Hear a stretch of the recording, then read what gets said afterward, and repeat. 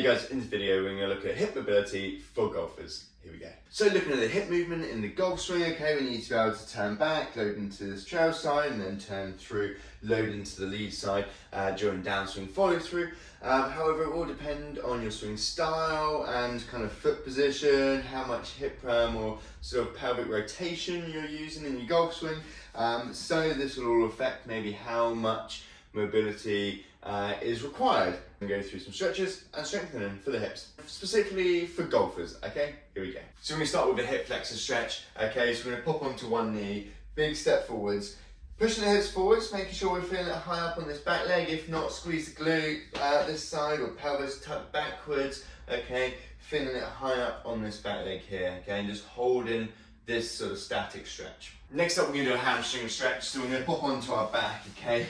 Left leg down straight, right leg up into the air, grab and hold, toes pointing towards your head too if you can, feeling this one down the back of this leg, making sure if you can, keep this leg down. If not, if you need to, you can bend this leg, otherwise obviously you can see your bum comes up a little bit there, so keeping this leg down straight, okay, and just feeling it down the back. You might feel it a little bit into your calf as well, absolutely fine, okay, again just holding this position here and then swapping sides. So next up we're going to do a glute stretch. So popping onto your back, okay, ankle over knee, reaching through, pulling up towards your head. Now feeling this one around the hip, okay, of the leg that's crossed over here, maybe a little bit of the hamstring as well for this one, but hopefully around the hip. If you have any knee issues or not quite feeling it in the hip, try and sort of change position, okay, maybe knee over the body, or rather than having the ankle over knee, just kind of pulling it into position yourself with your hands, again exactly the same on the other side, and just holding that static stretch. Next up we're going to do a hip internal rotation stretch. So I'm going to pop onto my back, okay, you can go all the way down if you like, I'm just going to pop onto my elbows, feet nice and wide, dropping the knee inwards and then just popping the other foot on top, making sure I don't come up into this position moving from my back, so aiming to keep your bum down as much as possible and just holding this position here. We'll feel it right inside the stretch. There's a different sort of feeling compared to maybe the previous stretches we've done, and then swapping sides. So knee down, other leg on top, okay, just to add a bit of help, making sure you don't turn from the back, okay, so keeping bum down as much as possible, just aiming to drop the knee in and just holding this position. Similarly, hopefully you don't feel it around the knee, hopefully it's in the hip is where you want to feel it, otherwise try and change in positions or change in exercise if you do. So we're going to do some stalk turns next, and we're going to use it for internal and external rotation, round one hip at a time.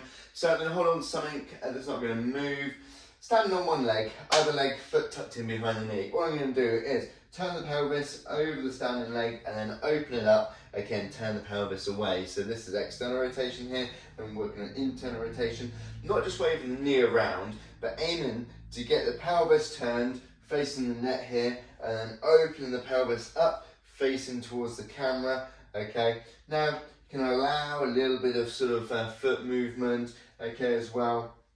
Otherwise, we're getting the movement from this hip here, so pelvis facing this way, then pelvis hopefully as much as you can facing this way. So working on that internal rotation, and then external rotation, and then exactly the same on the other side. So it'll be the internal rotation and then external rotation.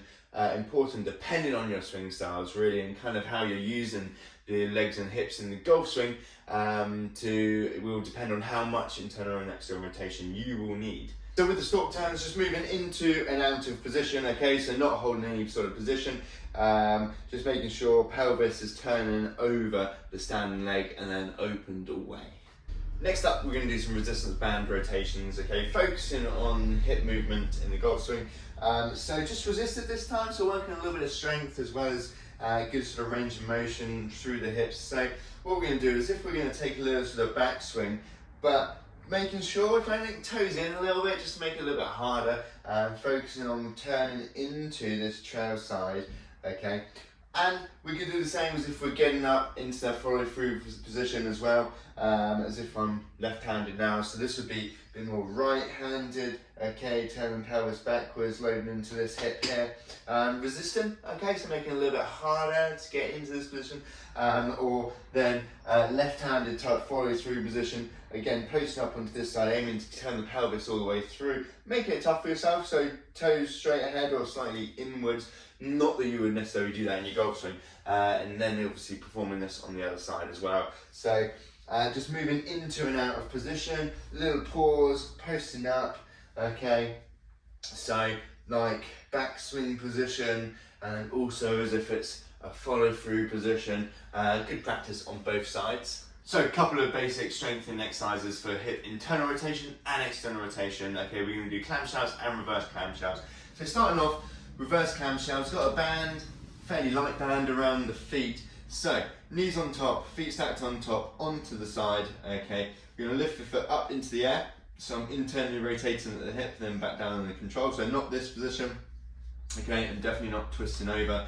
Okay, so up and then back down. What you might find is that you don't have this much movement.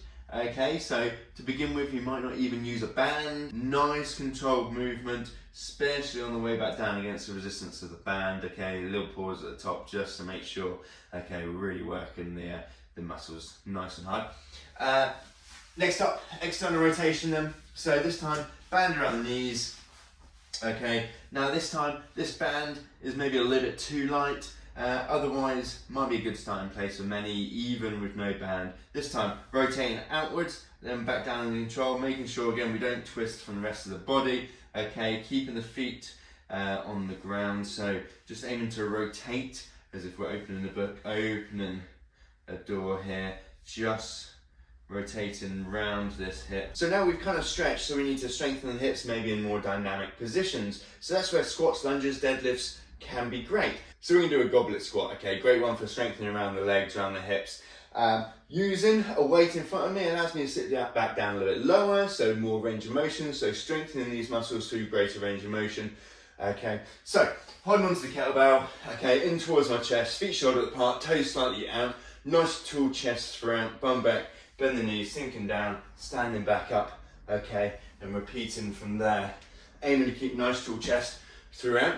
Working now, yours might not look as low as that, or it might not ever, so that's absolutely fine, just working through a good range of motion for you. Next up, we're going to do a stiff leg deadlift, okay, great one for strengthening and mobilising, okay, the hamstrings in particular here. So we use a kettlebell for this example, as it's a great place to start. Otherwise, feet nice and close, so hip width apart, holding onto the kettlebell, just aiming to push your bum backwards, maintain a nice straight back posture, and then stand up nice and tall. The goal is down as low as you can until you start to lose maybe posture. Then we want to stop just above that, okay, making sure maintaining this back posture throughout. As we push our hips backwards, we've got soft knees, so they're not completely locked out. The soft knees, that's where they're staying. Okay, we're just hinging at the hips. So a couple of reps will look like this. Making sure the kettlebell doesn't go forwards in front of your feet, so kettlebell down between the feet. If you can, obviously going to the floor, but that's probably not you to begin with, as most of you watching this might be just sort of hands around the knee height, or maybe slightly lower if you can. Okay, so nice control on the way down. Great one again for working hamstrings, good mobility around the hips. Also, specifically for golfers as well, good strength around the back, upper back as well, shoulder blade strength and stability, and just good awareness and good posture for you golfers. So next up, we're going to do a split squat, okay? You can do with any variation of this, which also requires more range of motion. However, I think this is a good place to start here. So what we're going to do is big step backwards just onto my toes, fairly tall upper body, ever so slight forward lean, okay, knee down towards the ground and then standing back up. So working on good range of motion on this front side hip, okay, hip flexor, and then also round the glute of this forwards leg, okay, so loading up this side, good range of motion that this glute's working through. And nice controlled movement, especially on the way down with this one, aiming to get the knee down fairly close to the ground with each rep. So there you go guys, stretching and strengthening to help with mobility, specifically aimed for golfers, for better movement in the hips. As mentioned at the beginning, it really also depends on your swing style and kind of what you're doing with your hips, or maybe what you're trying to do with your hips in your golf swing. Thanks for watching guys, don't forget to like the video and subscribe to my channel.